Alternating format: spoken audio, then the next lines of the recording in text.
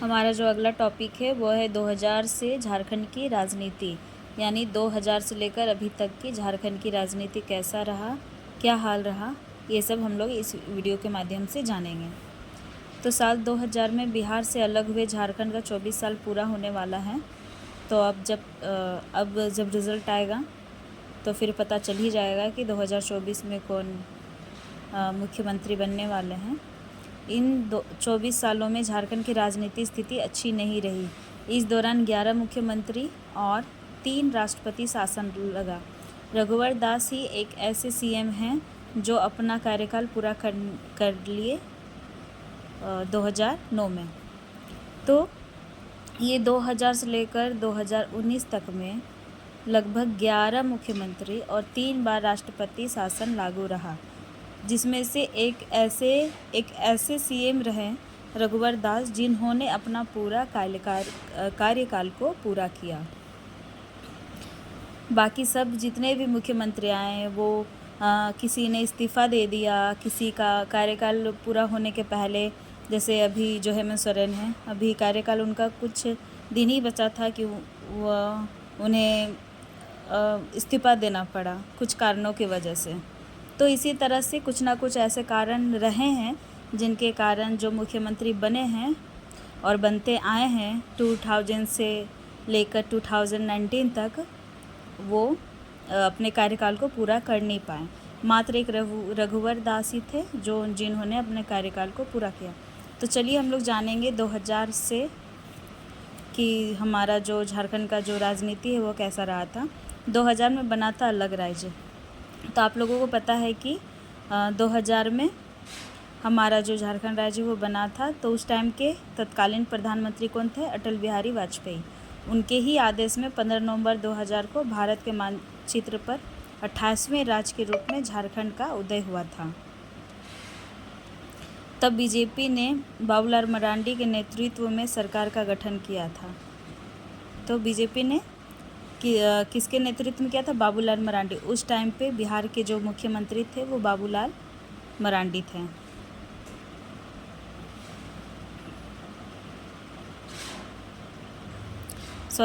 जो झारखंड के जो मुख्यमंत्री थे वो बाबूलाल मरांडी थे। उनके नेतृत्व में ही बीजेपी ने गठन किया था। हालांकि डोमिसाइल विवाद के कारण बाबूलाल मरांडी को हटाना पड़ा। जब तो सबसे पहला कौन बने थे मुख्यमंत्री? वो बाबूलाल मरांडी बने थे, लेकिन एक विवाद हुआ था जिसके कारण उनको हटाना पड़ा और उनकी जगह पर युवा नेता अर्जुन मुंडा को बीजेपी ने भरोसा जताया और उनकी जगह पे किनको लाया गया? अर्जुन मुंडा को। 2005 में जोड़ तोड़ की राजनीति। तो 2005 ऐसा साल था जिसमें चार मुख्यमंत्री और एक राष्ट्रपति शासन लागू हुआ, ये 2005 के साल में। तो इसमें बड़ा जोड़ तोड़ की राजनीति रहा था। क्या रहा था चलिए देखते हैं।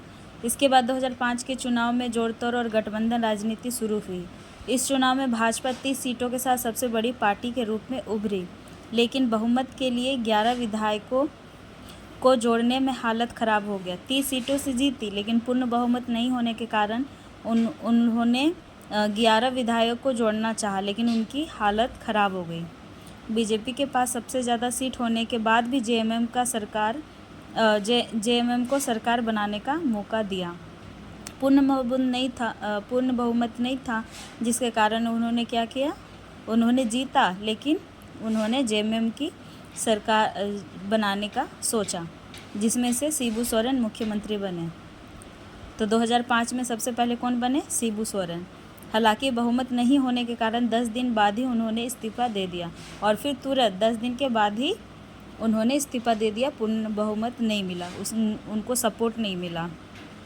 इसके बाद बीजेपी ने दोबारा अर्जुन मुंडा को मुख्यमंत्री बनाया। फिर अर्जुन मुंडा फिर से वो मुख्यमंत्री बने बीजेपी।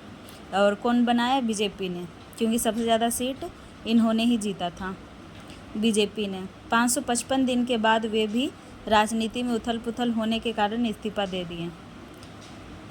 उसके बाद फिर उन्होंने भी इस्तीफ़ा दे दिए। तो ये था दूसरा। पहला शिबू सोरेन, दूसरा कौन बने थे? अर्जुन मुंडा।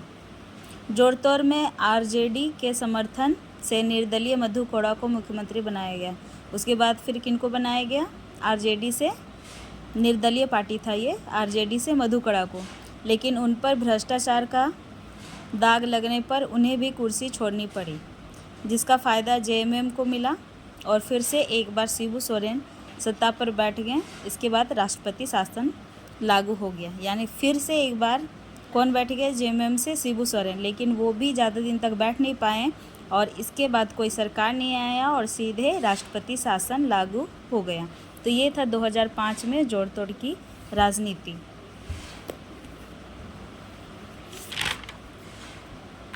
उसके बाद वर्ष 2009 की विधानसभा के कार्यकाल में बनी 3 सरकारें। अब क्या हुआ? 2009 में भी विधानसभा की में कितने सरकारें बने? 3 सरकारें।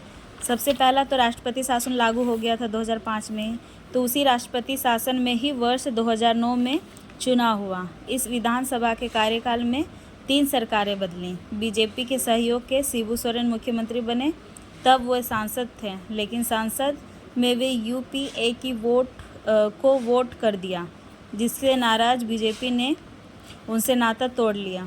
तो क्या हुआ इसमें कि बीजेपी ने शिबू सोरेन को मुख्यमंत्री बना दिया, लेकिन शिबू सोरेन ने क्या किया? वो सांसद के ये थे, सांसद में थे, लेकिन उन्होंने यूपीए को वोट दे दिया सांसद में रह के, तो बीजेपी तो नाराज़ हो गई। तो बीजेपी ने नाराज़ हुआ और उनसे रिश्ता नाता सब तोड़ लिया, जिसके कारण झारखंड में 5 माह बाद झामुमो भाजपा साथ आए। उसके बाद उन्हें भी हटा दिया गया, वो भी हट गया।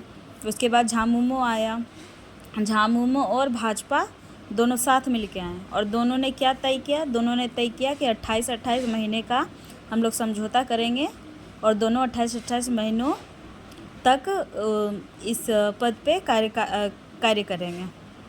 तो झामू के समर्थन में अर्जुन मुंडा मुख्यमंत्री बने। फिर किन्हें बनाया गया? झामुमो से अर्जुन मुंडा को, लेकिन वह 28 महीना पूरा नहीं कर सके और झामुमो ने सरकार गिरा दी और वो 28 महीना भी नहीं पूरा कर पाए। फिर राष्ट्रपति शासन लगा। इसके बाद यूपीए की सरकार बनी। वर्ष 2014 से राज्य को मिली स्थिर सरकार।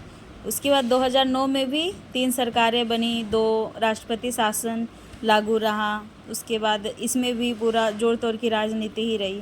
अब क्या हो गया? 2014 में थोड़ा स्थिर हुआ। क्यों हुआ? क्योंकि उस टाइम रघुवर दास आए। वर्ष 2014 से राज्य को मिली स्थिर सरकार। वर्ष 2014 में झारखंड में तीसरा विधानसभा चुनाव हुआ। फिर कितना? तीसरा विधानसभा चुनाव हुआ। 14 वर्ष बाद झारखंड स्थिर के रास्ते पर चला और एनडीए को पूर्ण बहुमत मिला।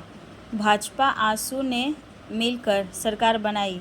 झारखंड का मुख्यमंत्री रघुवर दास बने और पहली बार किसी सरकार ने 5 वर्ष का कार्यकाल पूरा किया, लेकिन दोनों साथ मिलके, भाजपा और आसू दोनों साथ मिलके ही इन्हें रघुवर दास को बनाया और जिनका कार्यकाल पूरा 5 वर्षों तक चला।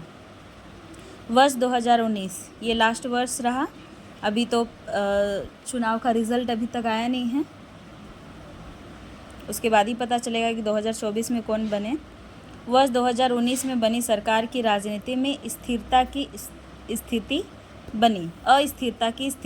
बनी, मतलब फिर से गड़बड़ हो गया। क्या गड़बड़ हुआ? 2019 विधानसभा चुनाव में महागठबंधन को बहुमत मिली और हेमंत सोरेन को मुख्यमंत्री की गद्दी मिली। 2019 में किनको मिली? हेमंत सोरेन को। सामान्य बहुमत से अधिक विधायकों का आंकड़ा होने के कारण उनकी कुर्सी का कोई खतरा नहीं था। इनके पास बहुमत बहुत ज़्यादा था, सीट इनका जो अधिक बहुमत मिलने के कारण इनका कुर्सी का कोई भी खतरा नहीं था। ये आराम से अपने कार्यकाल को पूरा कर सकते थे, लेकिन तकनीकी मामलों में फंसे होने के कारण एक बार फिर से राज्य में अस्थिरता की स्थिति बनी और ईडी ने अवैध खनन घोटाला के लिए मुख्यमंत्री हेमंत सोरेन को पूछताछ के लिए बुलाया और इन्होंने मुख्यमंत्री को बुलाया। फिर 31 जनवरी को हेमंत सोरेन ने इस्तीफ़ा दे दिया। उसके बाद 2 फरवरी को चंपाई सोरेन ने राजभवन के पद एवं गोपनीयता के लिए शपथ ग्रहण की।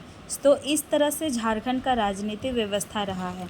कभी भी स्थिर नहीं रहा है, बस एक ही टाइम पे स्थिर था, वो था 2009 2014 2014 के टाइम ही सरकार जो थी वो स्थिर रही। मुख्यमंत्री का जो पद रहा उस पे एक ही विराजमान रहे, एक ही ने कार्यकाल को पूरा किया। बाद बाकी जो झारखंड का जो राजनीतिक स्थिति रहा वो बहुत ही ख़राब रहा इन पूरे सालों में। अगर आपको मेरा वीडियो ये अच्छा लगा होगा तो प्लीज़ सब्सक्राइब। Thank you.